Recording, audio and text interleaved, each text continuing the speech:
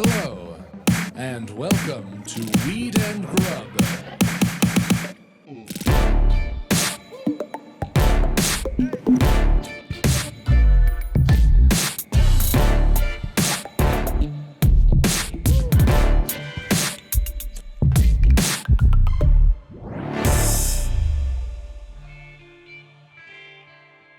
What up, everybody? Couple plugs up top. We're going on tour March 1st, 3rd, and 6th. The Feds Can Fuck Off tour. We are going to be in Berkeley, Sacramento, and San Diego, California. If you live anywhere near those places, go on to our Instagram, get your tickets. It's a great stocking stuffer. Stuff it in your sock. Stocking, stuff it around, stuff your stocking with our tickets. If you haven't seen our live show, you're in for a real treat because we have amazing guests, we have giveaways, we play games. It's just an all-around good time. When we took our show to the San Francisco Sketch Fest, we had a proposal on stage. That's what right. up, Allie and her boo? Yeah. It's just the most fun. So yeah, come see us live. Yes, come, please. And yeah, we're gonna be announcing more dates in the new year. These are the first three dates of the Feds Can Fuck Off comedy tour. Get them. Heyo. Ready to start the show? Yep. Okay, I'm gonna swipe this way. Okay. Oh yes, I wanted to start the show because I just visited Newfoundland and I brought back a treat to share with you. Have you ever heard of these, Mike? I've never heard of them and I've never seen them. If you're on our YouTube at Weed and Grub, you'll be able to see them. If you're just listening, this is a new kind of Cheez-It or Cheeto, but I've never had. Yeah, I had completely forgotten about these, and I was in Newfoundland with some friends who bought like giant bags of them, and we just snacked on these the whole time. I'm so excited for you to try them. It says 0 preservatives, which I can't really quite believe, but they're cheesies. They're made with real cheddar cheese. They're a classic Canadian cheese corn chip snack. Here, try one. I have to try this. this. That buzzing. Can you hear that fridge on the microphone, Alex? No. Okay. Great. Thanks, producer Alex. Wow, look at that. That's my favorite. As far as like chip shapes go, it's strong. This is a strong chip shape. Powerful. I love like a club. Like I want a caveman club when I'm eating a chip. So here we go. All right, to start the show. I'm just going to crunch into everyone's ears. Mmm. Isn't it amazing? Better than a Cheez-It. Hell yeah. Or not Cheez-It. I keep saying Cheez-It. Better than a Cheeto. Mm-hmm. The shape is good. The cheese dispersion is good. Yeah. That powerful powder. One more. These are awesome. Aren't they fucking delicious? What's the price point on a cheesy? I don't know. Like, how much does a bag of chips cost in anywhere? $4? $8? $2.79? I don't know. Inflation's wow, crazy. these are good. I know. It's crazy to go to Canada right now with the US dollar where it is because it's like everything's just 25% off because the Canadian dollar right now is around 75 cents to the American dollar. So it felt like everything was inexpensive. It's not if you live in Canada and you're living and working in the Canadian dollar, but good time to travel to Canada. Hot tip. Nice. Great share. Thank you. You're welcome. What up, Mary Jane? How's it going, Mike? So good. I feel so much better having a chip in my system. Welcome to Weed and Grub, everyone. This is a podcast about comedy, Cannabis, cooking, culture, calling shit out, and cheesy cheesy chips. Snacks. Ooh, snacks today. Especially snacks today. We got a real snack barn burner for everybody. I actually haven't eaten yet today because I was saving myself for this episode. Because you knew that I would be bringing some grub to share. Exactly. Awesome. Well, just first, real quick up top, I think you have something to get out of the way, Mike. Do I have to? Yes, you owe everyone a gross out apology. We got emails about, I got a double email about your scab situation. Why do I have to retract what I believe? I'm against apologizing as a comedian. You should never have to apologize for who you are. Yeah, you're going to double down on that. I'm going to double down. And I eat my boogers. Oh my God. Okay. So for those who don't know, and my eye crust. No, you do not eat your eye crust. And my fingernails. Please, Jesus God. If you say you eat your earwax, I'm leaving. And I'll nibble on my earwax. No. Is any of this true? No. Oh, but it's better than me apologizing for eating my scabs to regenerate my own body. I'm not going to apologize for who I am. I refuse. Peter upset. Tuesdays at Noon has put in too much work on this goddamn human being for me to apologize for who I am. Okay. I'm not doing it. I don't care if you call me a vampire astronaut. That's right. Rod, we heard you. I passed that message on to Mike. I don't care if you were eating a tomato and I ruined your appetite. Yeah. I mean, people got in touch. People got in touch to let us know that they almost threw up when they heard it and they were mad about it. So Are you sorry? No. Oh my God. I refuse. Okay, I'm sorry. On Mike's behalf, let me apologize to our Weed and Grub listenership that he is an imperfect miracle of a human who is also disgusting. That feels true. Yeah. Okay. Yeah, we can head down that route. Great. Yeah. I just wanted to get that out of the way up top. Yeah. Well, Yeah. I also told you I was going to apologize. Yeah, I know. But misleading, an imperfect miracle of a human being who is a disgusting, misleading man. Mm-hmm. Uh-huh. What'd you call me before? A sneaky Jew? Wow. No. No. I know you didn't. Jesus Christ. I'm just trying to set fires at the end of the year. You're spicy meatball. Burn it all down. What do you have going on? It's the holidays. You're always a little, we know now at this point, I've known you long Yeah. enough. The holidays roll around and we have to make a pact with each other Yeah, we to do. take extra care. We do. Right? We And I have to feel be like super everyone- kind to each other. Yeah, I feel Yeah. like everyone needs this reminder around the holidays. Take extra good care of yourself and take extra care of the people who are your chosen family who are going to get you through the shit with your blood family. Yeah, Right? absolutely. Like, I really, Yeah. like, I am, I am sorry to everybody for like grossing everyone out. I So do gross. eat my scabs, but I am also Ah! so sorry. Please. Okay, no, I Jesus. didn't. Oh, I didn't mean it like that. But I really am. Like, I don't want anyone to not enjoy this pod, and that's why we do this, is to have a good time, and share love and make buds and do all those things. So I do apologize if I ruined anyone's meals or minds. This is a little crass, but can I use the term that Peter used with me, the generational term, to describe how I feel over the holidays? Yeah, absolutely. Okay, because it can be a little touchy. Okay. But so Peter, Tuesdays at noon, if you're just a new listener or anything, that's my therapist on Zoom on Tuesdays at noon. So kind of right before we record this. And I was telling him last week about how the holidays are so stressful. I always do my best. Everyone's always doing their best, but it doesn't mean that it's any easier for, I think I'm not alone in this. You're not alone in this. Producer Alex, and like none of us are alone in how It's fraught. stressful it is. Mhm. And Peter said, it's generational herpes. Wow. It's going to be there for the rest of your life. It's going to flare up. When it flares up, you can either accept it and deal with it and move on, or you can beat the shit out of yourself and be real freaking angry and like let that generational flare up take control, or you can just acknowledge it, accept it, and keep moving a bit. Wow. And I've thought a lot about that, especially this month, generational herpes. It's like, you got it. What are you going to do about it? Yeah. Acknowledge it. Acknowledge that this is a flared up time and you need to take extra care. And Let me add a word, generational emotional herpes. great. I think, to clarify. Helpful. Make it even more specific. Thank you. I think so. You don't actually have herpes No. from your family. And I like, exactly, no. And well, the rabbi who did give me a circumcision, Oh, gave me a little suck on my little bloody kid dick. And God, this podcast is just taking some real weird left turns lately with Sorry. the grossness. I know. It's But, okay. There was that guy There was that guy. He was Mhm. the guy. in New York. Yes. Yeah, he Who was a actually rabbi. Did give some children some herpes when he used his mouth to staunch the flow of blood from the circumcision. hmm And now Gandhi's kissing kids. What's going on? Gandhi. What? Who was kissing kids recently? With his Gandhi? tongue? Buddha. What? The Dalai Lama. Oh my God. Okay. Moving on. I'm not even touching it because I don't even want to get near that. Yeah. Whatever that was. You just tried to hand me some kind of weird landmine. I'm not touching it. No. Okay, moving on. Moving on. So yes, to me right now, family has that generational flare up. And Okay. and I think that putting a term to it and then being able to acknowledge it and then that being able to like then process it is the most helpful thing in my entire existence, because I get so fucking weird over the holidays and I'm so sick of that cycle that to have a term that I can like put to the feeling Yes.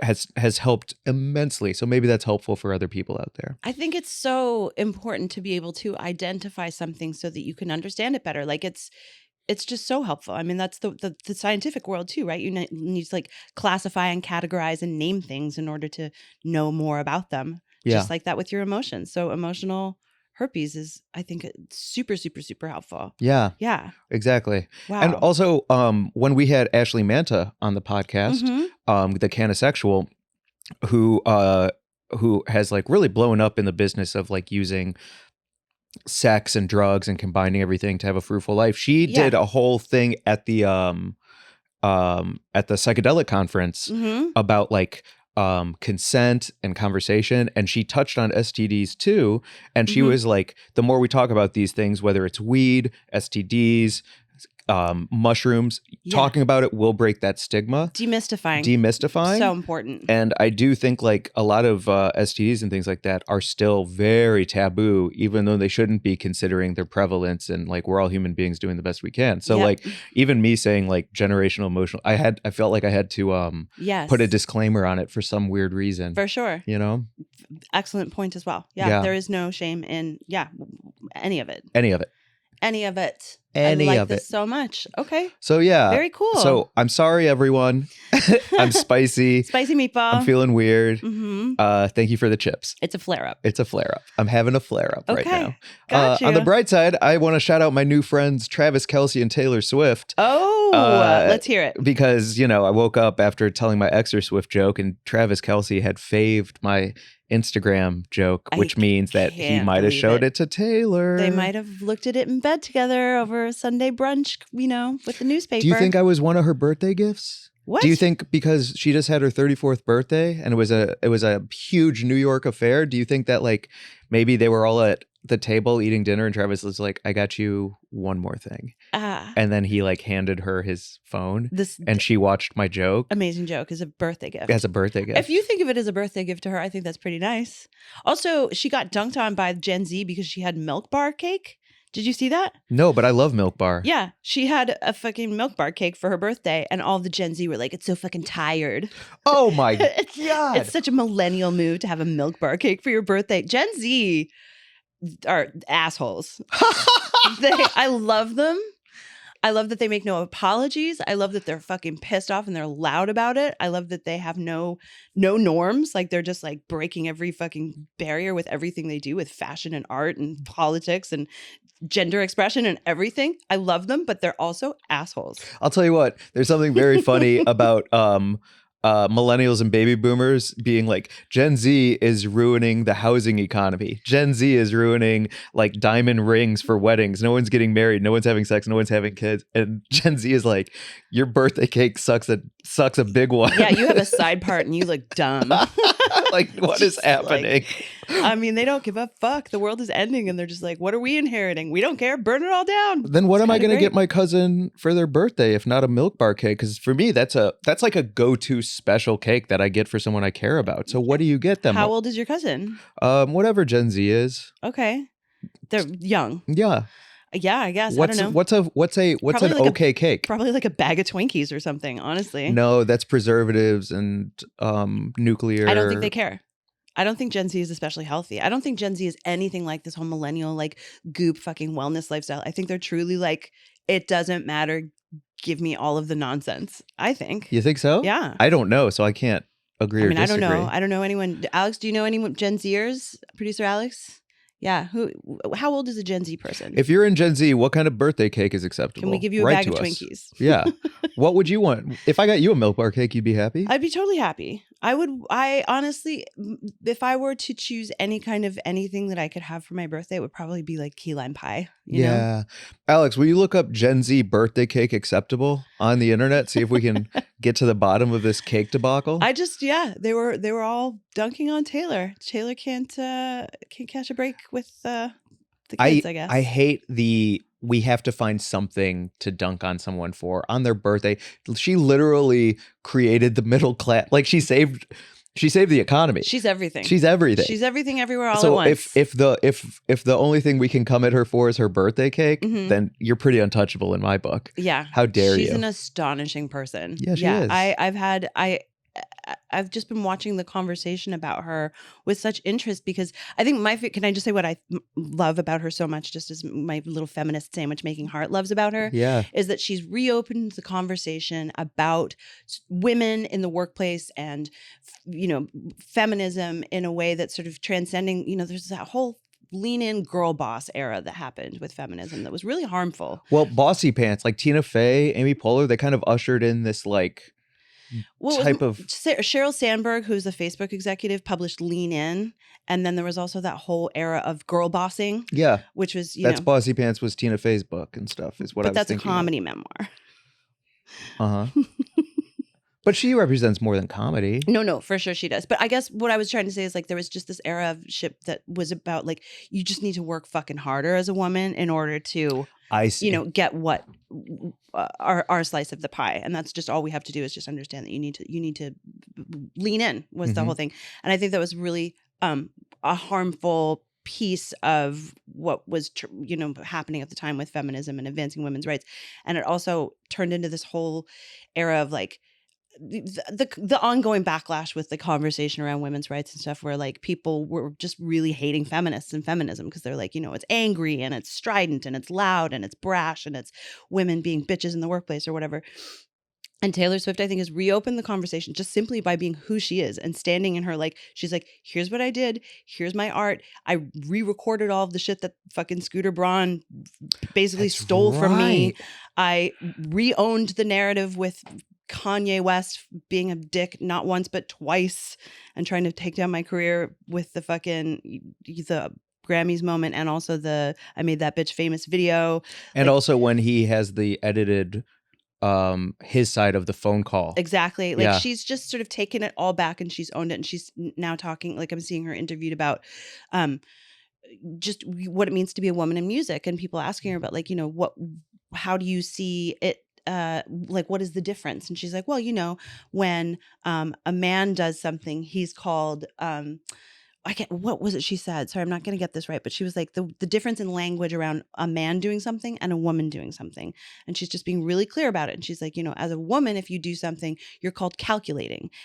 If as a man, you do the same thing, you're called strategic. Just listen to the way we talk about women in the workplace and women in the world and arts. Like the same behavior for a man and a woman are described using different terms. And for a woman, it's very much more like machinations and manipulative and calculating and all this kind of stuff. Whereas a man is just like powerful and strategic and, whatever it is. And so I just really love the way that she's redefining the conversation around feminism, because she's just like, let's just look at the game. Yeah. Let's look at the game. She's so good at seeing it and just laying it out and being like, we need to talk about it in a new way and rethink it, because we're not going to put the feminist genie back into the bottle. Right. We're not going to go back to the gender norms that a lot of these alpha bros really want women to go back to. But we do need to redefine the conversation, because right now we're having a hard time moving it forward, because a lot of it is just like anger. It's a fatberg. Yeah. Mm-hmm. It is a universal fatberg. Yeah. Mm-hmm. And nobody would be like, Dave Matthews had a funfetti cake on his 56th birthday. I would dunk on him for that. Yeah. Also, Dave Matthews. What a weird. The only thing I ever think of with Dave Matthews is that goddamn Chicago bus situation. The poor motherfucker. I know. Because let me try it again. Okay. Taylor Swift dragged for milk bar cake for 34th birthday. Mm-hmm. Sugar Ray bludgeoned in the loses out with a red velvet. What a fucking dweeb. Sugar Ray? I'm panicking thinking of male white lead singers. Okay. Excellent. Because I don't know many. Yeah, same. Dave Matthews and Sugar Ray. I mean, those are both Fred excellent Durst. examples. Fred Durst. And Corey Taylor. And Justin Timberlake.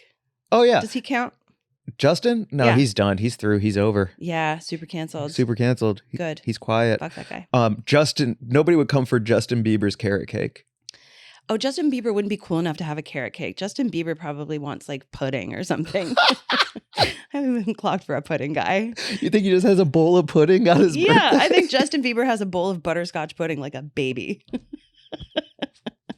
The candle's slowly sinking as he's trying to blow it out. He has like one of those big candles, that just says like 21 and it's just huge. I don't even know how old that kid is, but Justin Bieber with a butterscotch bowl of pudding. Yeah, I'm going with it.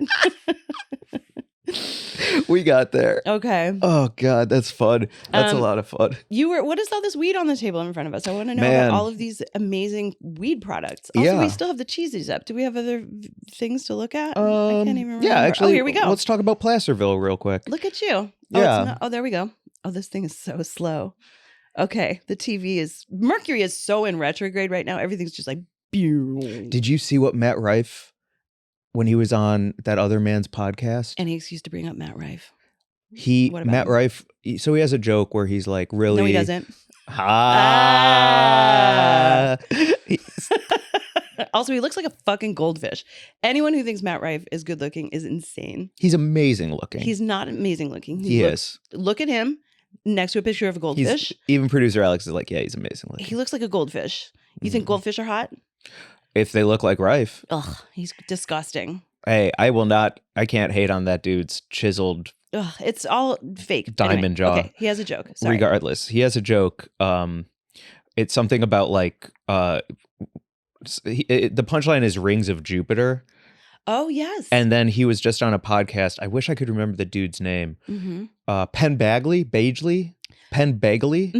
Penn Begley.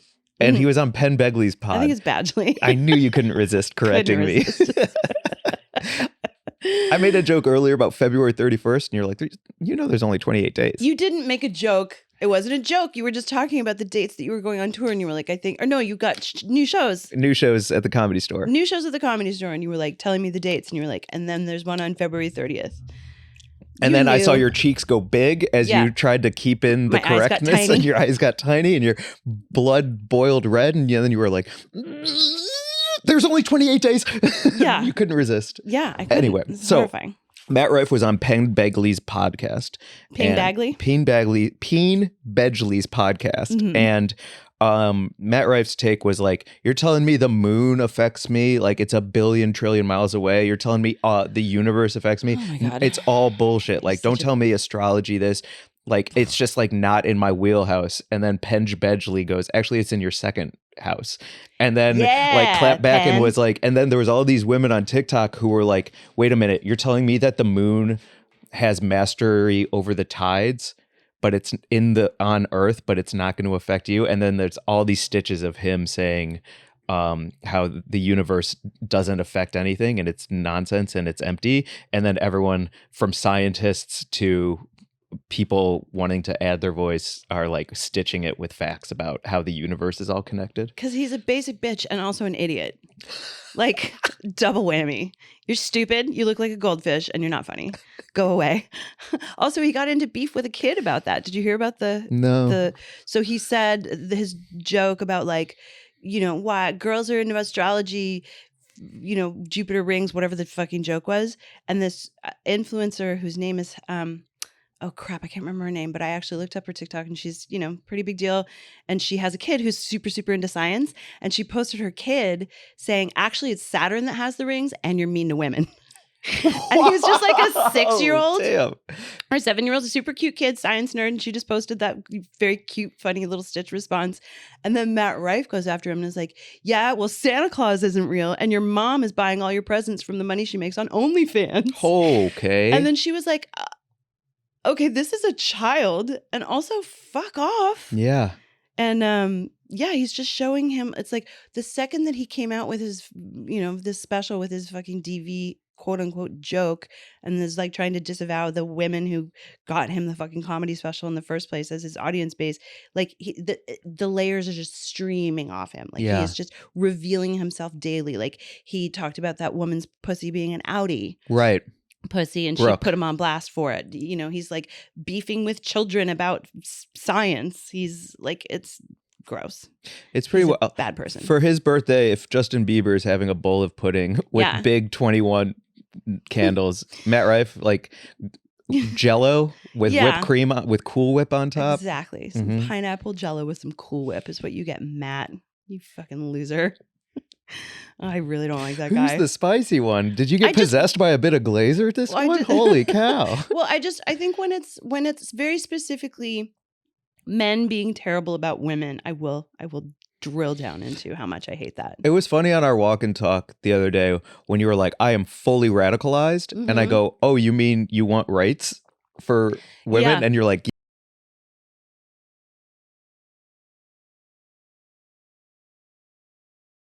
in life, like right now, I'm having a great time making these sandwich videos, and people are, encouraging me and supporting me. And some people are like DMing me to say, you're saying some of the things that I can't say that I wish I would. Keep going.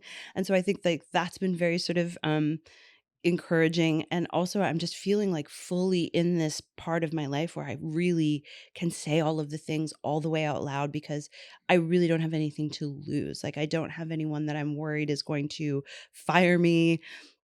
I'm not worried that I'm going to upset a family member. Like I can fully just stand in this sort of like truly righteous, I think truly righteous, it feels righteous indignation of what the fuck is going on with misogyny in the world and sexism and how it's on the rise, especially in our country with the like rollback of reproductive rights and all that shit. So like, yeah, I am fully radicalized, and I am a hell of a spicy meatball about it.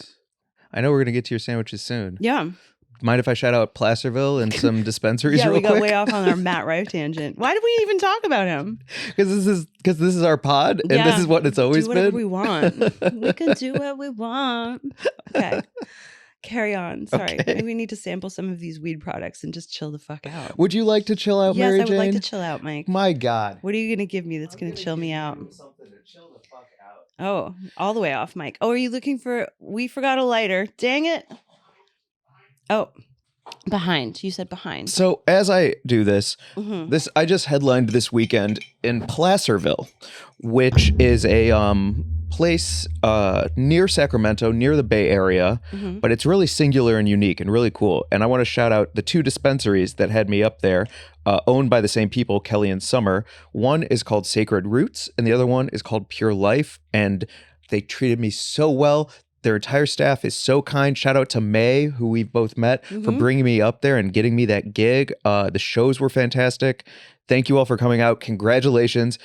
Pure Life is the first dispensary in Placerville, and they got raided.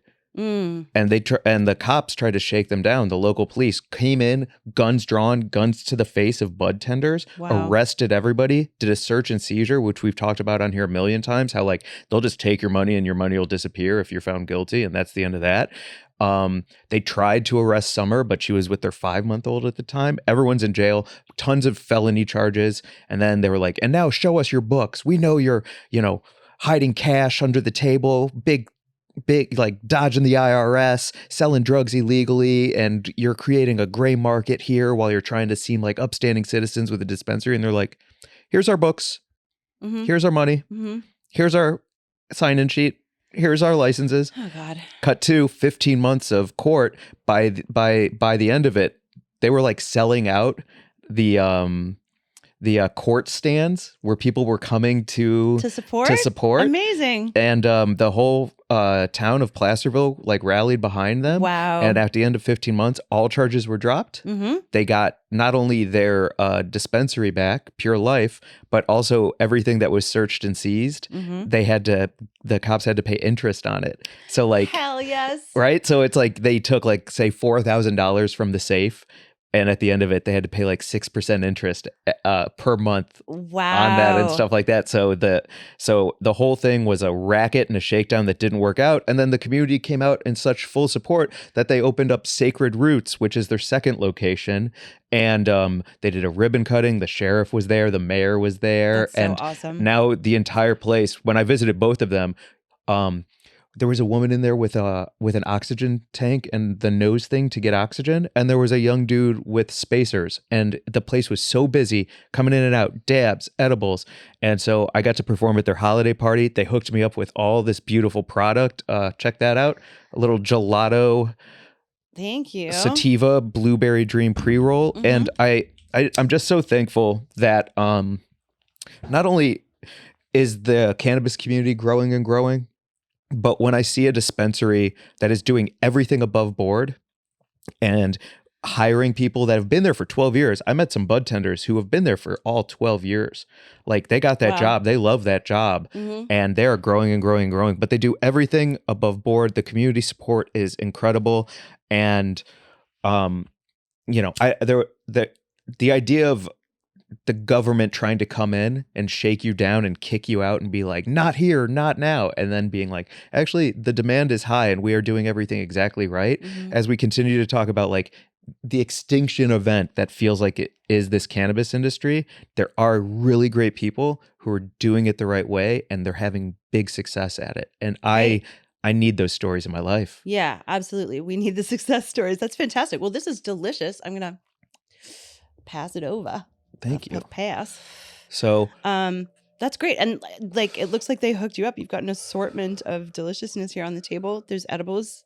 What is this? Some dabs? yeah, some concentrates, Hell yes. some terp sugar. I'm stoked. I've never tried Himalaya. I'm excited to throw it in the proxy and see what's good. And also like Placerville is a really interesting place. It's like I got to see. It's like a gold rush town. It's a gold rush town. Thank you. Yeah, I got to see like mine shafts that were used during the gold rush to like make wealth. But the trip of it is that they also like got they really I'm not going to be able to pronounce the natives who are on that land. I'm not going to be able to pronounce their name properly, but you know, they got displaced and probably murdered and probably decimated for that gold rush. Yeah. And there's also a lot of acknowledgement in Placerville of that. And there's a lot of people who are trying to like work on the harm caused by the 1800s and make up for it today in ways that hopefully isn't too little too late, because we're acknowledging and working to change those things. Yep. So I really appreciated that community. And I really appreciated like, you know, being invited up there to help celebrate not only some great weed and great dispensaries and great people, but the holidays. So that's so awesome. And you did multiple shows, right? Yeah. That's fantastic. And you were saying that there was some like weirdo that got kicked out of one of your shows? Yo, that was hilarious. Yeah, I mean, you know how it is when you do like. I don't know how you guys handle hecklers. I can't. I've watched experts shut them down, and I've watched some comedians just get totally hosed by someone who just won't stop fucking with them. So it's such a delicate dance. Yeah, I don't know. I felt for that guy. He was. I used to be a lot funnier before I met you, Mary Jane. Now I have empathy. Oh my God, I'm so sorry. Yeah, now that I have empathy, I'm like, oh, I kind of feel for the guy. I actually don't think you were funnier before you met me. I think you've gotten much funnier since you met me. You think so? Yeah, I think I'm directly responsible for you doing well in your comedy career. You're not joking either. No, I'm not. I absolutely think you've gotten funnier since you met me. Why? Because of exactly what you're saying. Because you've developed as a person, and you're willing to share more of that development on stage to sort of like investigate your own experience as a human, and that's very funny because you do it in a great way, and you talk about your mental health and your, you know, experiences with psychedelics and tapping in, and you know, like all of the things that you talk about, and all the jokes that you're telling that are doing so fucking well are directly because of me. You're welcome. Yo. I'm kidding about that part. But I do think that I've really watched your comedy career blossom, and it is because you're sharing more about yourself. And I don't think that's because of me, but it has happened since you've known me, so you can draw the correlation. I'm just saying. I love that you go from pre-joint feminist burn it all down to now like, and I'm funnier and I'm smarter and you're welcome. Ha. I mean, weed is great for everything. Weed is great. I'm okay right now. I just the only other thing I wanted to say about Placerville as a whole. Wait. We can't move on from that. I don't actually want to leave you thinking that I really think that I'm. Are we good? Oh my gosh! Because I feel like this is something that you could like definitely nail me with in a month. And you'd be like, and that one time that you said on the podcast that you were responsible for whatever. Oh, I'm doing better at that now too. Okay. I'm not carrying around as many arrows so that I can shoot them through people's hearts anymore. Okay. Yeah, I'm doing good. Was it okay? I think it was very funny. Okay, good. I mean, I am mad that you got a really good joke off and I had no tag for it. That is bothering me because I was racing to come up with my own joke at that moment and I didn't have anything. So, but that's a me problem. Wow. I wasn't funny enough in that moment. Guys, what's going on? Hey, I'm just saying, you're bringing all the heat. Whew. So I appreciate it. I think you're right too. I know you're right. But we don't need to keep talking about it. I just needed to make sure that you're not going to nail me in like 3 weeks time with some like moment where you're we didn't address something in the moment. I'm just trying to do it on pod so everyone can hear, and I have proof that you're good. I'm so good. Okay, good. I'm so good. Thank you, but I'm good. I think the other thing about Placerville, and I don't know what it is with these goddamn towns, is do ghosts not know where else to haunt except hotels? Because why is every hotel ghost central? I got in there. They put me up in this place called the Carey House right across from the venue. And they're like, oh, the haunted hotel. And I'm like, what is it with hotels and ghosts? Why is that where they lurk? I don't know. I mean, it feels like they're just rife with ghosts because there's so many souls pass through there. And also, I think a lot of people check into hotels to end their lives. Or watch a Matt Rife special. Or watch a Matt Rife special, which is the same thing. Basically, if you ever find me watching a Matt Rife special, know that I'm about to take myself out. Yo. That would be a bad fucking sign. Yo. I couldn't believe it. As soon as I got in there, I'm like, another goddamn ghost hotel. Did you see any? I didn't. I was very open to it. Did you feel any? One night I got pretty drunk. Okay. And so the joke was they could have like been spinning me around and trying to wake me and spook me. And they're like, nothing's waking this guy up. Because I was like, would you be open to ghost sex? Having sex with a ghost? Mm-hmm. Then I could see if they're faking their orgasm or not finally and know what's the truth. Because of the ectoplasm? Yeah. So you'd be able to see it going through or not. You're like, you're not fooling me. You're just being louder. Oh, because you'd be able to see their little ghost innards like contracting and having an orgasm. Mm-hmm. That's why I'd want to have sex with a ghost, so that women will quit faking their orgasms with me. Oh, wow. Yeah. But it's not their fault. They're just like, you know what I'm saying? You say that women are faking their orgasms with you? I have to assume a good percentage have before. I think women fake orgasms. Ugh, yeah, unfortunately. You know what I mean? That is absolutely true. Yeah, I'm not saying it as a bad thing. I'm not coming get it for over with. Yeah, like, exactly. Let me just pretend like, oh my God, wow, okay. New Thanks. Top Chef is on in 8 minutes. Yeah. Wow, oh my God, yeah. I really can't wait to go to sleep.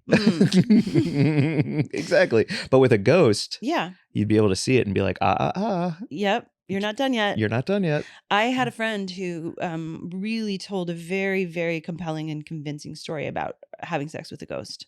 I truly believed her. Whoa. I don't really believe in ghosts so much, but whatever happened to her was something very real to her.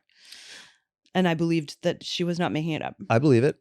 I absolutely believe it. Mm-hmm. I've seen enough ghosts. I've had enough weird dreams. I've had enough things. Yeah. If I had sex with a ghost, would it be inside me? Well, if it was what? Would the ghost be inside you? Yeah, depending on what kind of sex you're having. Wait, okay, 2 questions. Because I mean, are you getting pegged by this ghost? No, well, let's say I'm getting pegged by a ghost. Mm-hmm. They are like transparent and you can go through them and stuff. So wouldn't the ghost be inside you for the sex? Because you wouldn't be able to like every time you thrust it or if you were on top, whatever it is, you'd go through each other. You'd go through each other the whole time, right? So it would almost have to possess you to have sex with you. But then you're just basically jacking off with a ghost inside you. Okay. Yeah, I can see that. You know what I'm saying? That feels like that would be ghost sex, is that a ghost takes over your body and then you jerk off and you come because the ghost was inside you. And the ghost comes out of as your cum. Okay. Yes. And then if you actually can feel the ghost and you're having sex with it, that's not a ghost, that's a demon. And you need to get away from it. Yes, demons are solid and ghosts are not. Okay. So next time I wake up having sex with something that I can feel and see, I should call the local priest. Yes, because that's a demon. Okay. Exactly. Got it. Exactly. A succubus. An incubus. Yeah. Which is which? I think the succubus is the female version and the incubus is the male, right? Yes. Couldn't care less. Why not? It's so interesting. God, you're so weird. The things that interest you and don't interest you will never fail to baffle me. Well, incubus has to be the men because that's the band, right? So succubus is the women. Have you ever seen Ghostbusters? No, I've never seen Ghostbusters. Is it good? Dan Aykroyd gets sucked off by a ghost in it. Does he? I don't remember that. Mm-hmm. In the library. Just had a fucking Ghostbusters moment. I should pull it up on my Instagram story actually, because I woke up with some crazy crud like cold thing and I sounded exactly like There Is No Dana, Only Zool, that moment. So I put it on my Instagram story and people were like, what is wrong with you? Because I truly sounded like a demon. Wow. Yeah. Okay. So to clarify, for you to have sex with a ghost, it has to go inside you and almost possess you. Got it. A demon would be on the outside, probably pegging you. Got it. Is that Is that where we're at now? Is that a fact? Is that a fact now? Sure. Okay. It's a Weed and Grub fact. Ghosts are inside, demons are outside. Fucking facts. Cool. Yeah. Can I do one one bummer thing, but I feel obligated to do it? Oh, yes. Is that okay? And then we can Sure. just move the fuck on because it ends with celebration. Sure. So Placerville and the community, especially the weed community and cannabis community there, fucking supportive, happy. People working hard, loving weed, rolling great blunts. Shout out Jerome. Like, Nice. you know what I'm saying? Yeah. But also I want to shout out the cannabis community here in LA and beyond who saw my post about Urban Leaf not paying me the money that they owed me for months. And so me saying don't shop there. And all of you came through. You were sharing that story. You were commenting. And it happened immediately on my Instagram. And that was the impetus for them to Incubus? immediately. That was the incubus. Mm-hmm. And then they incubus by calling me and saying, can you please take that post down? We got you tomorrow. And that we talked about it. I archived it, woke up the next day. There was a direct deposit in my fucking account from them. But it took me posting it on Instagram to get it done. And it also took the strength of this cannabis community and everyone seeing the support that came out so that, you know, it made me feel really cared about, which I really appreciate. It also got me paid, which is the exact right thing. And it also told me that the more times that we can hold people and places accountable in the public forum, it shouldn't be nasty. It shouldn't be rumor mill. But when it's something like business, I really appreciate how everyone came out and supported because I don't think I would normally make a choice like that. I would keep For sure. everything in the background and Yes. underground because I think that would be the right thing to do. And I rolled the dice and did what I felt was like a new type of thing. And it fucking worked. And it means the world to me that all y'all came out for that. So thank you. That's cool. I saw the post. I was in Newfoundland when it went up and I was like, whoa, that's very unlike Mike. And it also, I just knew the story behind it. And I was like, this feels like a last resort sort of situation, like not a go-to move at all. Exactly. And then I saw it go away and I wondered what had happened. So that's interesting to know. They just jumped right on it and they were like, whoops, sorry. Yep. Our bad. Yeah. Let's direct deposit you the thousands of dollars we've owed you for months. And also I think like, Wild. Wow. well, I'll just leave it at that. Okay. I don't need to badger the witness. Yeah. Which Badger the witness. doesn't fit into Penn this. Badgley the witness. I don't need to pin Bidgley the witness. Yeah, exactly. Okay. So right on. Shout out the whole fucking Shout out the Canon community and the people who had your back. Yeah. That's awesome. Well, is. I'm so glad to hear it. I'm glad you got paid because now you can buy me Christmas presents. I got you 1, You did. 2, 3. Thank God. I was have going to 3 say for 1. you. Nowhere near enough, Mike. Jesus Christ. You know me. I'm a fancy bitch. I know you are, but I got you 3 presents so far. But I'm thinking, Yeah, so far. Thank you. yeah, I'm thinking a 5 is the move. 5. Okay. 5 gifts. 5 is okay. Yeah. How many gifts do you want? A pile. A pile? Yes. I don't even know you well. I know you so What do well, and you I know don't me know. so well? Come I don't on. know you well enough to even think of a pile of gifts. You could give me a pile of gifts easily. You think so? Sure. Try it. Keel free sample. Not free. Eye oh, wait. cream free sample. Yeah. I mean, truly, I will take anything. Moisturizer free sample. Also, like cool dead things, books, candles, jewelry, food-related items, weed-related items. I need a new bath mat. I got a list. My family always exchanged a Christmas list every year. My dad, I think, was the one who started the tradition. And a couple of months, generally kind of like early October, he would send it out. And it was called his List de Noël, his Christmas list. And it would just say, the things he wanted. And then we would all exchange it. And it's nice to have. If That that's is a nice to tradition, have. because you don't have to guess so much. Were socks and underwear on his list? No, but always a bottle of port and Jordan almonds, sugared almonds. Oh, what interesting tastes your father had. Yes. He was Jordan almonds and port. Yeah. It was very English Wow. sort of, yeah. Okay. Yep. And my sister always wanted candles and books and jewelry. And I always wanted, and we all like dead things. We're always a big hit. I always just wanted Mad Dog 4040 and some Planters peanuts. Okay. Like, I can do that for you. Yeah, I'm not it's going to give you peanuts, but yeah. I can give you some Trader Joe's Pistachios? trail mix or something. No, Yeah. pistachios. I'll just cook for you. I'm just going to cook for you over the holiday. I'm going to have you over. I'm going to make a nice, maybe I'll make my chicken pot pie for you. Please You know, do. I'll have a little tree. We can exchange some gifts. It's going to be very nice. Okay. Yeah. Please do. I will. Okay. I wanted to actually talk more about food, but can we do the news real quick? Oh yeah. The Grub Gazette. Well, I'm really excited. You know this is happening. The Grub Gazette this week is presented by It's the Mayo for Me, because I made a sandwich about this and I thought it should also be our news because it's about weed. So hang on here. Which one is for you? While you do that, I'm going to This is shout for out you. Scent Air. Oh, yeah. Use code GRUB for Yeah, an I think, actual sponsor. 25% off. Also, if you don't know, producer Mark, who runs Petty Cash Studios here, with producer Alex, who was with us today, they also bought the place next door and turned it into a comedy room. Yes. And I came to this show on Saturday night, and you can hotbox that room, and they set up the Scent Air in there, and they bought a couple of scents themselves, pine and something else, I can't remember. Maybe the cannabis neutralizer. And it neutralized so that all you could smell in there, even though everybody was smoking tons of weed, was the scent air and the lovely smell of pine during a great comedy show. Fantastic. So if you want to help yourself to a scent air and use code GRUB for 25% off, do it. It'll make your house smell good. It'll make, if you have kids, it's a great way for you to like smoke in your bedroom before going to bed. I was going to say kids are stinky. Right, but like, you know, where like you if you want to like get high before bed, but not have your kids be like, what's that smell? Get a scent air. Got it. You know what I'm saying? These are all good tips. Yeah. And also I think if you go to scentair.com, they've got a holiday sale going on with like their winter collection and stuff. So you can get that sale going and also use our code for an extra. I got you one bunch for of money Christmas. off. A Scentair? Yeah. Okay. This one. Oh, great. I was going to say they already sent us Scentairs, Mike. I have. And I wrapped yours before I'm gonna, great. because they delivered them to us. So thoughtful. And so I'm wrapping yours. It's just great. Damn, I'm so excited to open it. Okay. The Grub Gazette.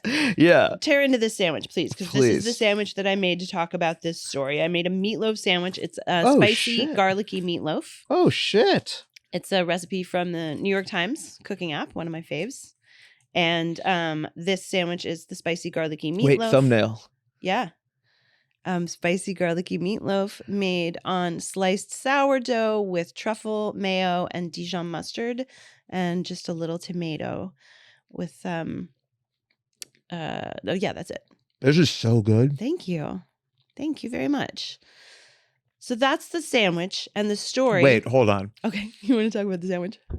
Thank you for talking about it. This meatloaf is banging. My favorite part of the meatloaf is the crispy outside, the caramelized ketchupy outside. But I don't know what's in here, but it's like really moist. Maybe some onion and something green. So the recipe is minced scallions, garlic, jalapeno, and sage mixed with you need some water. Mixed with panko breadcrumbs. It's so good. A ghost possessed me and is trying to eat it. Oh no, Mike! I'm so sorry. You're choking on my meatloaf. Don't die. Matt Rive's like, that's another name for an Audi. I would challenge that guy to a head-to-head fucking comedy off, and I bet I could beat him. He's not funny at all. Damn. Yeah. Well, this meatloaf's great. Alex, you want to try this shit? The name of this episode is Matt Rive is a fucking loser. Oh yeah. Here, have a half. My producer Alex, get into that. Yeah, you can. What kind of meat is it? It is ground pork and ground beef, and like I said, it's the minced. Yes, thank you. Hell yeah, dude. Thank you for enjoying my Sammy. I heard meatloaf, and I'm like, yes. I'm like, no, this is rad. Thank you. Shit. Wait, what is it? Garlic aioli? Truffle mayonnaise. Oh, Mm-hmm. it's not strong at all. Mm-hmm. God.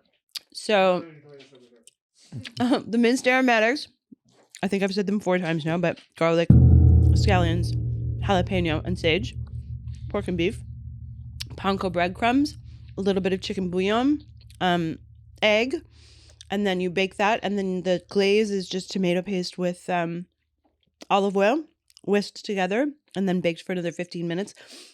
And it was supposed to have pine nuts on it, but pine nuts cost $1 million. Yeah, they do. I couldn't afford them. I truly was at Whole Foods 365 and I was buying all this nice stuff for myself. I bought a bag of pistachios and I bought like some labna and just a bunch of treats where I was like, I'm going to make delicious things for myself this holiday week. And I was like, oh yeah, I'll make that meatloaf, and oh yeah, I should get the pine nuts. $18. What? $18 for a bag of pine nuts. I was What? like, I can't have coffee and this. I cannot afford both, and I know which one I need Yeah. to be functional, and it's not pine nuts. So It is not pine nuts. Yo, why? That's crazy. It's not good enough for that to be the price. That's crazy. That's crazy. Like pine nuts and cashmere. Come on. Who can afford it? Crazy. Wow. That's okay. That's what I'm getting you. I'm going to propose one day With pine nuts? with pine nuts. I'm going to be like, baby girl, I knew you needed a diamond ring, but honestly, this is worth way more. I would say yes. That's how you would get me. Yeah, with a pine nut ring? With a pine nut, I'd be like, holy shit, yes, I will. Forever and ever. I do. Oh, you toast them during the ceremony? Right? You're wearing pine nut rings and you both like toast it a little bit so that... And then you get the mortar and pestle and you grind them all together and you make pesto. And feed each other pesto is like breaking the glass for ceremony? Yes, exactly. That's beautiful. That is beautiful. I would be down. Great sandwich. Thank you. That meatloaf sandwich was in honor of this story, which I've read reported in a few places, but the main place that I'd like to direct people to know more about it and about everything that's going on in this country with reproductive rights is Jessica Valenti's Abortion Every Day Substack. You can subscribe. I'm a paid subscriber, but you can also read, I think, almost all of it for free. And she is just an incredible journalist, and she is just going to the mat every day to bring us news about all of these things that are happening around the country, about pregnancy and abortion and all sorts of stuff. And so she had reported this story that is also just kind of blown up right now. And it's actually blowing up. My TikTok sandwich about this is blowing up as we speak, because the story is so outrageous. Oh, I forgot Noodle was in here. I was like, what is that noise? Studio dog shifting. The story is so outrageous. There's a 27-year-old woman in Oklahoma who is being prosecuted. Prosecutors have hit her with felony child neglect charges for using medical marijuana, even though she has a medical marijuana license. On her doctor's recommendation during her pregnancy, it was suggested that she use edibles and topicals. She's now being charged with felony child neglect because she used this during her pregnancy. And even though doctors and lawyers and everyone are saying that it was illegal, it's just like any other medication. This is a medication that she was using at her doctor's recommendation. The prosecutors, the Comanche County District Attorney has said that it's illegal, the felony child neglect charge is because her fetus did not possess a medical marijuana license. This is actually happening. There are many, many cases where women are being prosecuted for weed use during pregnancy. And it's not about the wellness of the women. It's not about the health of the children. This is a war on women from the fucking GOP trying to control women's bodies. And that is one of the cases that's going on right now that is getting headlines because there is a nonprofit called Pregnancy Justice that is going to bat for her to try and get the charges dropped because she could face life in prison for using medical marijuana while pregnant with a doctor's recommendation, fucking legally, because the reason given is that the fetus didn't have a medical marijuana card. That's unbelievable. Why is that getting all the way to the court? Because it's the DA, the Comanche County District Attorney is the one prosecuting her. Why is it happening? Why is it even being considered to be? Because the GOP is wildly insane, I guess. Okay, yeah, like that's such a like that's the kind of thing that feels like a rumor in high school. Like that do you know what I mean? Like it shouldn't make its way into like it feels insane, but it is insane. And these are the things that they're doing. And it's so crazy because they're talking about, it's like to protect women and children and all this kind of stuff. The reason we know that it has nothing to do with protecting women and children is because we can see what you're doing. For instance, in Texas, there was this case of Kate Cox, who was just recently denied an abortion. She had a fetus that had an abnormality that wasn't going to survive, and that the continuing pregnancy would endanger her life. And she's a mom with 2 little kids. And she was like, okay, I'm going to go to the court to have a right to have an abortion in Texas because the abortion ban is so crazy there. She went to court. A judge ruled that she could have this abortion at 20 weeks with this fetus, which was not going to survive. And then Ken Paxton, who's the Attorney General of Texas, went to court to get that stopped. She was forced to leave Texas for this abortion, even though there was no way this child was going to survive. So that story has been in the news. You've probably seen it reported. Kate Cox huge, crazy story. It's all about protecting the women. But at the same time, there was a woman who was a prison guard. She was 7 months pregnant. She was refused leave to go to the hospital when she started experiencing contractions on the job because the job dictated that you couldn't leave until your replacement showed up. So she had to wait hours and hours and hours. And when she arrived at the hospital, her baby was born stillborn. And Texas lawmakers are fighting her charge that it was their responsibility that she had this stillborn baby. So it's like they're playing both sides. It's like the fetus has rights and is a person if it's in the interest of controlling a woman. But if it's in the interest of giving a woman reparations or money, that fetus is not a person. Like, we can fucking see what you're doing. We can see all of it. We can see the fact that this woman being prosecuted, child welfare workers found her home to be stable, safe, and loving for this child. There was The edible woman. The edibles woman. There was no danger of this child. Like, there was no danger posed to this child by this woman's medical marijuana use.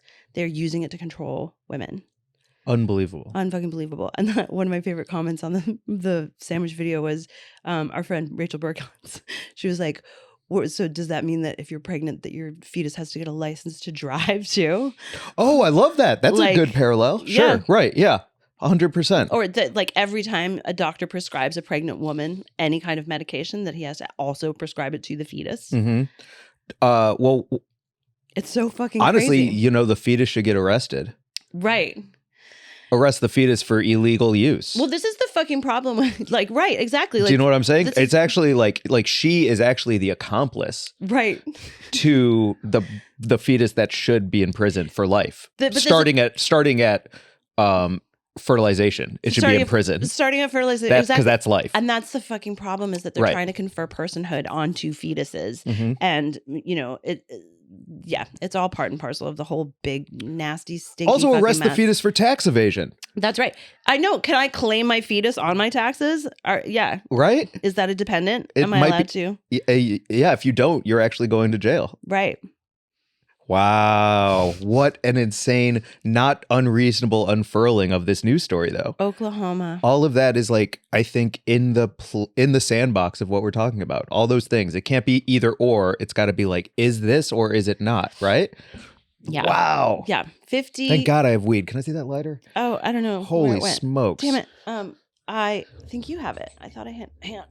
Here's another one. Thank you. I need weed for this conversation. We do need weed for all of these conversations around everything that's going on in this country. And, I'm so glad to have this podcast with you to have these fun conversations. And I'm so glad that people tune in and listen to us ramble, because we're really going to need this place to unpack a lot of shit in the next year. I hope that this will be a place for people to come as like a little lily pad amongst all of the insanity. But we won't do this on tour. No, God, no. So buy tickets to that in March. Our live show is just comedy. Yeah. It's not us talking about politics. Okay, I just want to abortion. Clarify that, because I want to sell out. There will be no sandwiches, no misogyny sandwich talk on stage. I will be in a potato costume doing one-liners about fucking how Russell Crowe is a potato. Like, great. Cool. But I was just going to say, I'm glad that we'll have this podcast as a little lily pad for ourselves and for our friends to come and hang out with us as everything continues to descend into madness, because it's an election year and we know it's not going to get better next year. It's going to get worse before it gets better. So, I mean, I think that your sandwiches are making an impact. Although it's like, it's smaller than passing a bill. It's sure. It's making an impact. Thank you. I appreciate that. I am having a great time doing it, and it's my absolute passion. And I really like the engaging with people in conversation about things. Sometimes the conversations are spicy, and sometimes they're supported and encouraging. It's just interesting. It's fucking interesting. There was some data recently that I glanced at but didn't really read that said that, like, actually, let me take that again. Okay. Taking that kid away from that woman, if she did get prosecuted, would do 10 times more harm to both of their lives. Mm-hmm. It's like, not she's about already the health being and welfare of the mother or the child. Right. Like, I know some kids who have been adopted, and we've had some real fucking 2 a.m. conversations about, like, not knowing your mom. My cousin was adopted. Found her birth parents, has a good relationship with them now, but, like, being taken away from your family is a real fucking harmful thing. Yeah. And the idea that her legally using edibles at her doctor's recommendation could destroy a family system that seems That seems so horrific. It is fucking horrific. So if you fuck a Republican, that's a demon. Don't. There it is.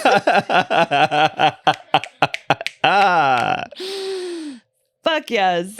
Let's go. Okay. Wow, that's fantastic. Merry Christmas, everyone. I also have an unrelated but also news-related story, moving on from the sandwich story, Mhm. that I just wanted to quickly touch on. Is that okay? Yeah, please. Do we need to bask in the glory of your joke? For I a just second feel real longer? good about it. I know. Yeah. I feel good too. It's really nice when that warm glow of weed, when a joke hits, Yeah. suffuses your whole body. Yeah. There's nothing like it, man. I took a sip of water. I was like, ooh, I gotta fucking hydrate after you want to that get up one. and walk around?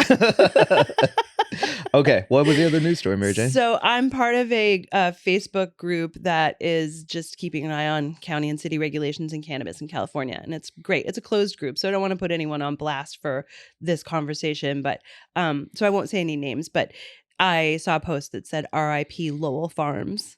And I just wanted to share a little bit of the tea from it. Oh, okay. So Lowell Farms, for those of you who don't know, is a huge cannabis brand that was one of like the kind of original regulated cannabis brands here in California. And they made a big splash with a lot of money and like this whole origin story that was like about a farmer. I don't even really remember, but like everyone was kind of mad at them because the origin story turned out to be made up by their founders. Yeah, it was mudslinging in the PR forum between companies who were trying to just like come for and take down the competition. So Yeah. somebody came for Lowell Farms who was like, actually, They made it up. they made it all up, and everyone's like, what? I can't believe you made it up. You lied. Da, da, da. And it was like, okay, this is how I feel about like Gavin Newsom running news articles about Hunter Biden right now. Like Right. it's all just like these inner politics PR stunts. It's crazy. Yeah. But they were great to us. They were one of our early sponsors. They had great parties. They gave away great swag. I loved they had one of the first pre-roll packages that I ever saw that I just thought their whole like sustainable packaging. I and thought we they met did a- Libby through them. Libby's the shit. Yeah, so Libby Dolan is the shit. Shout out Libby wherever you are. Fucking she's the best. And we met and interviewed like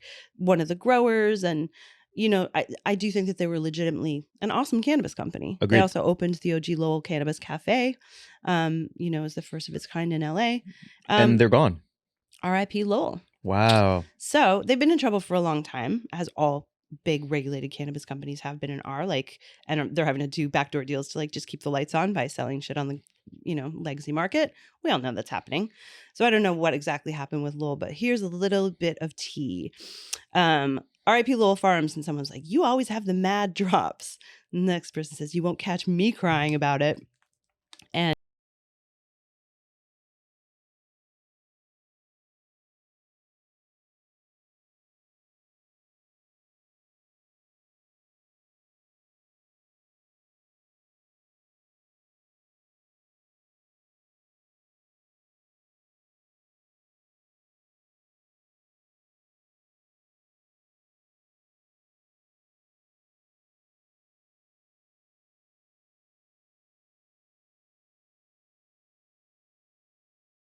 who posted this said, they signed possibly the worst lease in the history of agriculture and couldn't pay it. They charge $15 on an eighth for greenhouse, so they have to sell it all in bulk for a loss instead.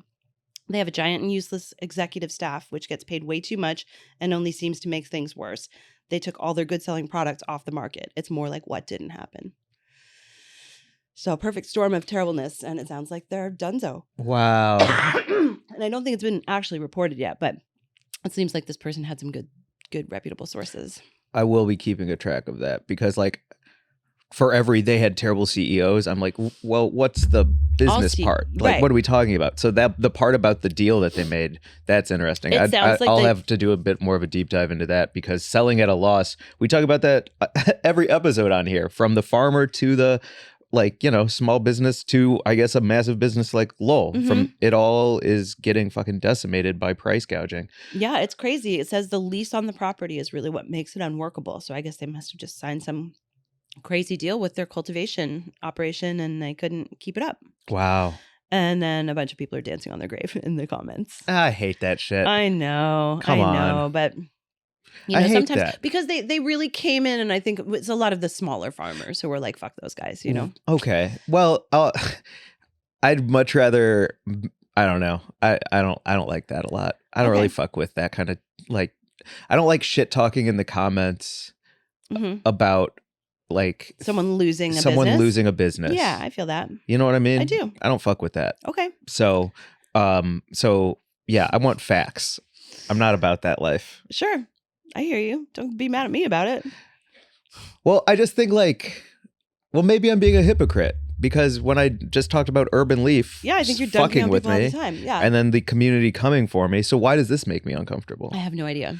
I think it's because, okay, here's what I think it is. Okay. I think if you own a small business, we own a small business. This Mhm. is a small business. Yeah, we do own a small business. We have an accountant. Shout out Jeff. Hell yeah. Yeah. He's awesome. He's the best. Thank you, Jeff. Yeah. And so because of that and us growing a small business, I think we hold people accountable.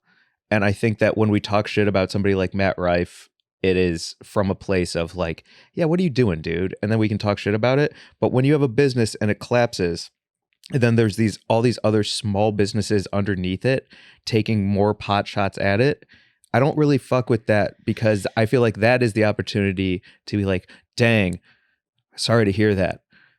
But if you come over to our dispensary for today only, we'll be doing 25% off Sure. outdoor sun grown from these small farms because we've got to do something to keep supporting this business. Like, Yeah. there's a better move than being like, heh, heh. And I don't really like the fucking Simpsons bully, heh, heh, of that kind. That's how that makes me feel. Okay. You know? Heard. Yeah. I appreciate that. I want everyone to like make a bunch of money, but I think to talk a bunch of mad shit and dance on each other's grave isn't the way to do it. Right. And I think also what I see in it, and maybe tell me if this resonates with you, but I heard myself about to say that word and then I rolled my eyes before I even said it. Mhm. But this Wordle won't even put it out there. resonate. Yeah. So it's the perfect example of industry versus community or movement, right? Like when you're talking about just like the money and the collapse of this business and then people celebrating that, like it's so far away from the values of the cannabis community and the movement. That's what it is. It feels like it's not aligned with the good, kind community spirit that we know to be the heart of weed. And seems like No it matter got what us the pretty weed. far before Yeah. it needed to change Yeah, and evolve. And it's like, oh, so regulated weed is just now like soulless and a bunch of people tearing each other down, and you have to like go back to the traditional community to actually find the heart. Yeah. So maybe it's Not that to say too. the streets weren't soulless and tearing each other down, and there Sure. wasn't warfare there every fucking day either. Absolutely. It's not like the only good weed is illegal weed. You know, I mean, there's sometimes it is. Yeah, sure. But there's plenty of goodness in, regulated and unregulated, but it does feel like this does feel a little soulless. I feel you on that. Yeah. Okay. I don't know. I guess I'll have to talk with Peter about it. Coming Whatever. at you, Peter, Yeah. Tuesdays at noon. Get with ready. Next big- Tuesday. Some big questions. Day after Christmas, we're talking about why I like some things and why I don't like others. Yeah. Let's figure it out. God damn. 2024. I mean, okay, well, this goes into my I'm over it this week. Yeah, let's do it. Because my over it this week is tombstones. Over it. Yeah, I'm over tombstones. Okay. So when I was in Placerville, they have a cemetery for all of the miners, not little kids, but gold miners. Okay. Some of which were probably little kids. Yeah. But they died without anyone knowing them. So it's an unmarked grave cemetery. Oh, wow. And that was horrifying to me. The idea of like no one knowing who you are, but knowing you're a body. So we'll throw a piece of wood and a number on you. Is so freaking messed up. And so I think I'm over tombstones. And what I would think it'd be a good idea is you put an electrical grid through the cemetery, and then you can have waterproof holographic projectors of the person or of a thing. You could do like a reel of pictures if you wanted. You could do a boomerang of them dancing and shift it up every month. And there's no reason we can't have that instead of unmarked graves and big, stupid, ostensive tombstones that let hologram me. When I die, hologram me. No notes. Perfect. Yes. Right? Exactly right. Yes. Why don't we have that? We should 1,000,000% How have fun that. would it be to walk through Hollywood Forever Cemetery, And just have like Marilyn Monroe, like, hey, pushing her skirt down, having fun, sitting there. Maybe she's just eating an apple because that's what she wants to do that day. yeah, that's how she wanted to be remembered. Mm-hmm. I love that. For my dad's, he would be fly fishing. There it is. You know? When you go visit him and put flowers and a little peach on his grave, and he's sitting there fly fishing, and you can actually talk to him from the beyond while he's casting a reel. I think that's a beautiful idea, Mike. No notes. Thank you. Okay, let's make this happen. Yeah. Holographic headstones. You heard it Holographic here. headstones. Fuck yes, let's patent this.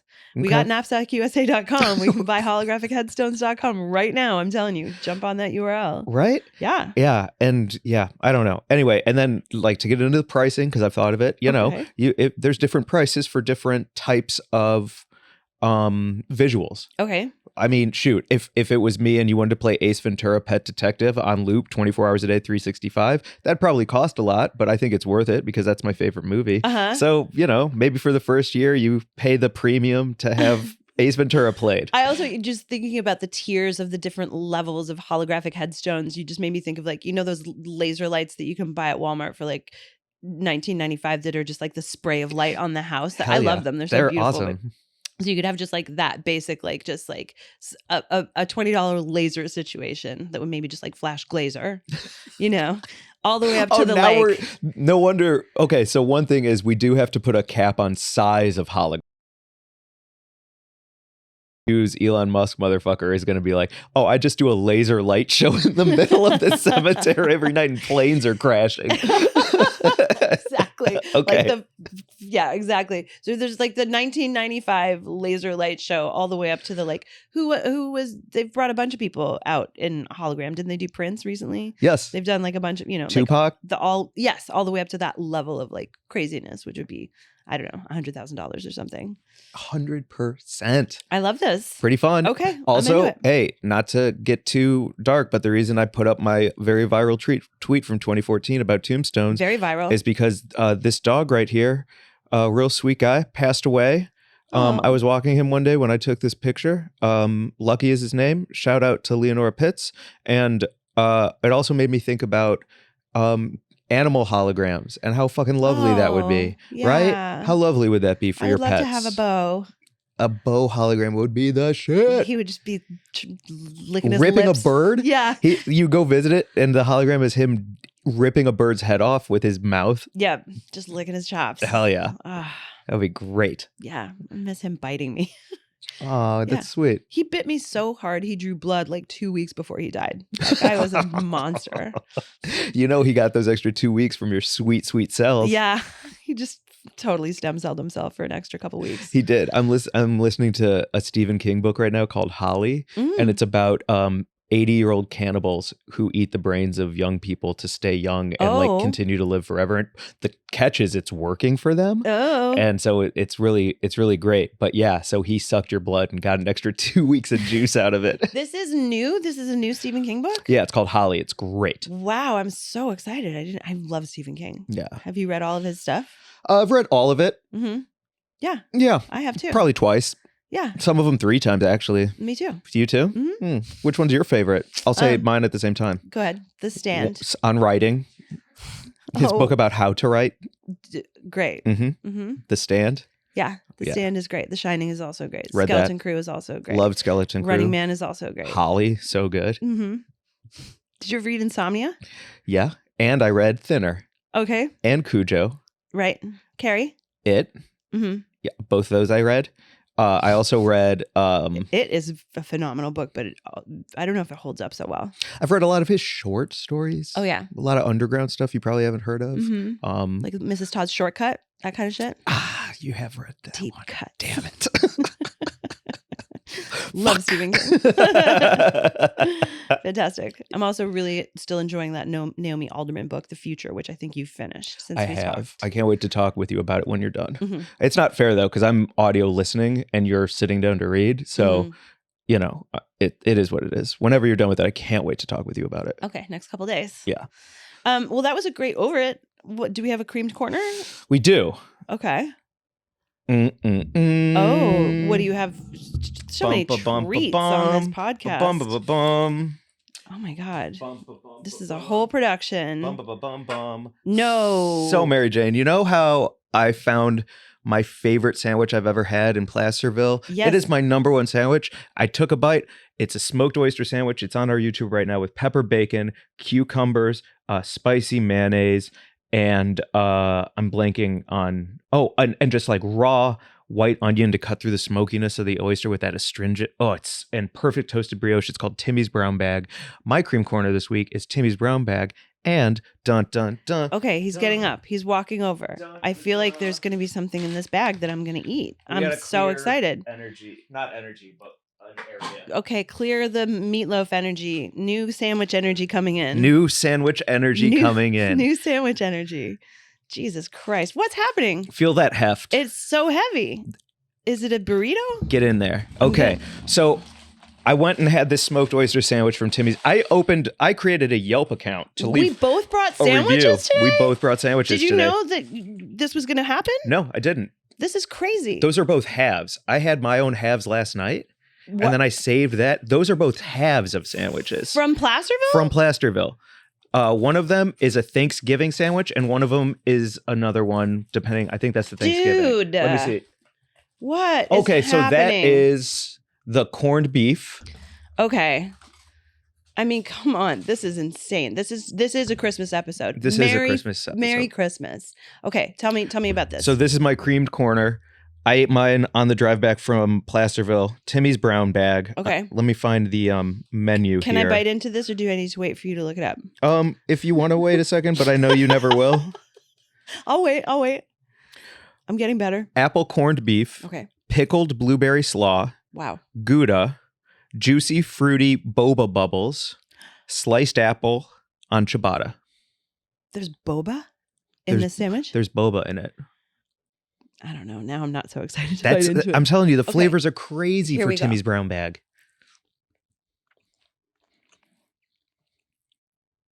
It's fucking nuts. Mm-hmm. Okay.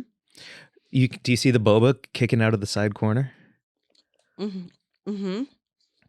Yeah. It's like raisins, kind of. Yeah, exactly. They serve the function of a raisin.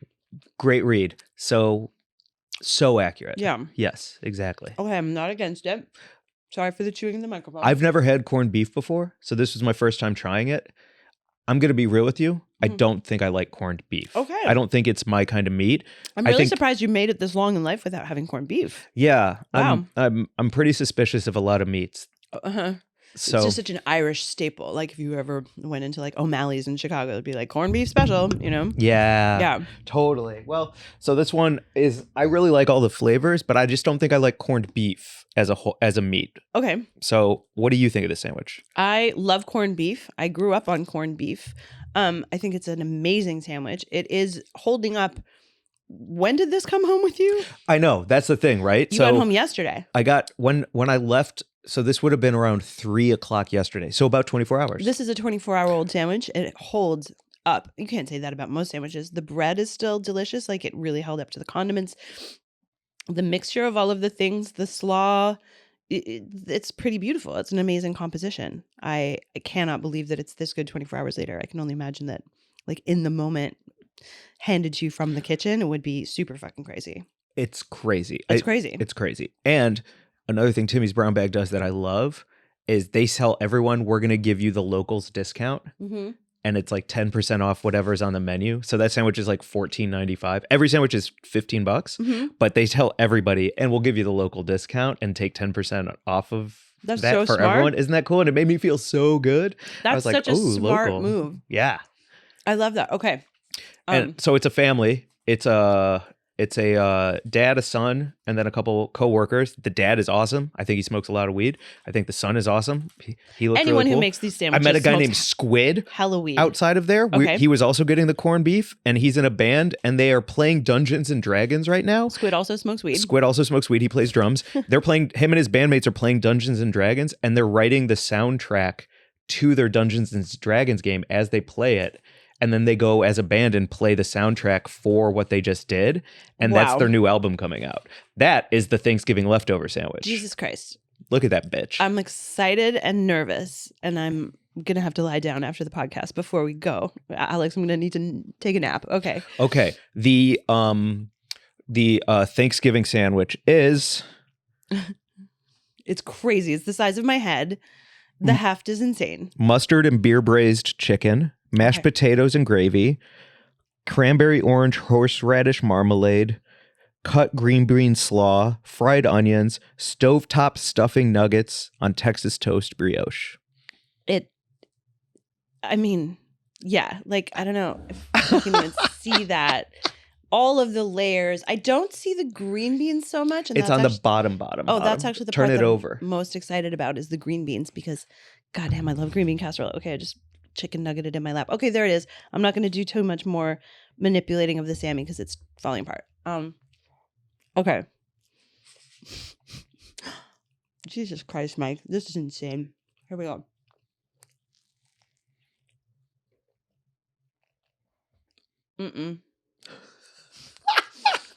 Nope.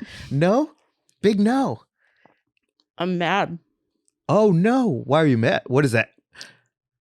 Because I don't want to have to up my sandwich game even more. You love it. I thought I was doing so well with my meatloaf sandwich. I did bring some heat today too. Yeah. Yeah. Wow. You got me back. I did get you back a bit. But I mean, your You put edibles. me in my place. You put me right in my fucking place. My sandwiches aren't so fucking good. Here are some day-old sandwiches that exceed your sandwich by 1,000,000 miles. Fuck you. Yeah, and your viral video about edibles and little pregnancy. meatloaf. Oh, did you make a little meatloaf sandwich online and it's doing well because the GOP is a problem? Yeah, you feeling proud of that? Well, fuck you. Here's a better sandwich than you'll ever make. And that's my creamed corner. Wow. Amazing, dominant cream corner. I was so excited to bring these today. I was patting them while I was driving home. Oh, You yeah, know what I mean? I talking was to them a little bit. Okay, we're almost there. Thank you so much for sharing and saving sandwich halves for me. That's such a big, cool deal. I really appreciate your sandwich generosity. I am mad about how good they are. I do feel like I'm never going to ever get good enough to make a sandwich like this. I still want to go to Placerville and have the sandwich that's on the screen behind us, which is your smoked oyster BLT situation. Yeah. And congratulations to the people who make these sandwiches. Timmy's brown bag. You're winning. Check out. I'll add their menu maybe to the IG soon. Yeah. Just because every sandwich is pretty wacky and fun. Yeah. Oh, also, I'm covered in hold on. salmon. No, Mary Jane. What? I need you to stop. Oh my God. Okay. I'm not going to wipe the sandwich grease off my fingers because you have brought me. Shit. Damn it. I don't even know what's happening. He's standing up. There. What? Okay. What are you doing? I thought I brought them and I forgot. They Sorry give for you burping. They give you heavy duty napkin towels Like wet with wipes? those sandwiches. No, but they're like double ply brawny. And they're generous with them because they know what their sandwiches are, so they don't skimp on the napkin quality either. Oh, that's important. Yeah, they give like a paper towel with their sandwiches, and they give enough of them that you'll like use them and be thankful, which I think is so thoughtful and so dialed in. They know their sandwiches and they know your fingers. I am blown away. Excuse me, I need a cup. Sorry. 100%. Wow. Yes. Yeah. Okay. Okay. Butt of the week? Yeah. Let's do it. Can I Okay. go first, please? Yes. Okay. My butt of the week this week is straight up truly the cannabis community. Like, I'm not freaking joking. Y'all came through. We supported each other. The MJs were amazing. Putting Urban Leaf on blast and having all of you care about it and justice and me, amazing. Placerville was unbelievable and the people there are tremendous. Like, every time we get to go somewhere, whether it's for this podcast or for stand-up or a weed event, wherever it is, like, I keep meeting more and more people who like are true to their word. Luna, like Angela, all these people are true to their word. We have each other's back. We hold each other accountable. And as we wrap up this year, I just think like, you know, the industry has been in a really tumultuous place, but the fucking heartbeat is there and it's getting stronger. And I'm just really thankful to be the smallest part of it. And so my butt of the week this week is like everybody who fucks with it. Wow. Yeah. That's amazing. And this is a great picture to choose for that as well, because it's taken by our friend Reggie of us on stage at the MJs. And that was a Heck really yeah. cool moment. Who's building the fucking psychedelic family industry community. Yes. Reggie is Amazing. center of that hub as well. Yeah. Awesome. Fantastic buds of the week. Yeah. My bud of the week is Shaleen Title, who is a drug policy activist. She founded the Parabola Center, and she is just doing the most important work to hold people accountable as marijuana moves towards federal regulation. She's an incredible activist, and she is just constantly talking about the things that are going on behind the scenes that we're not able to see. And one of the big ones is that alcohol and tobacco companies are really moving behind the scenes to be the ones who dictate what the cannabis landscape will look like when it goes federally regulated. And she has been sounding that alarm bell for a long time, and she's just such a good follow to learn more about it. So follow Shaleen and her work at the Parabola Center for everything that you need to know in federal cannabis policy and activism. She's fantastic. She's also just really fun and cool. And I don't know, I always enjoy talking to her. She's always one of my first go-tos when I need to know anything about federal cannabis policy for like a Vox article or anything.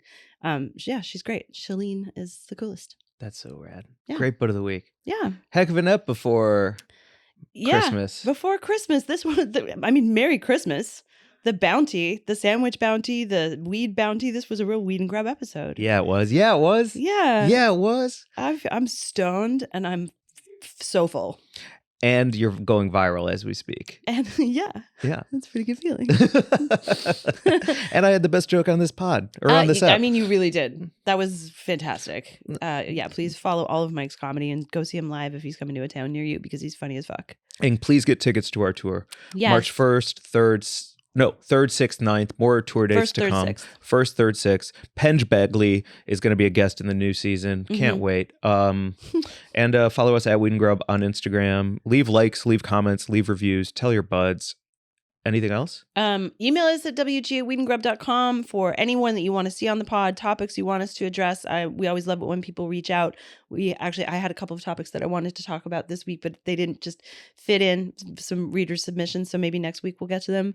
Oh, let's do like a year-end wrap-up and Yeah. like kind of like clear the cabinets of everything that we wanted to touch on. Excuse me. Yes, that would be amazing. Clear the chamber. Let's clear the chamber. Next week will be we'll do a clearing the chamber for the new year. As always, Mike, thank you for doing this podcast with me. I really look forward to it every week, and I enjoy it so much. You're welcome. Happy holidays, everyone. Bye. Bye.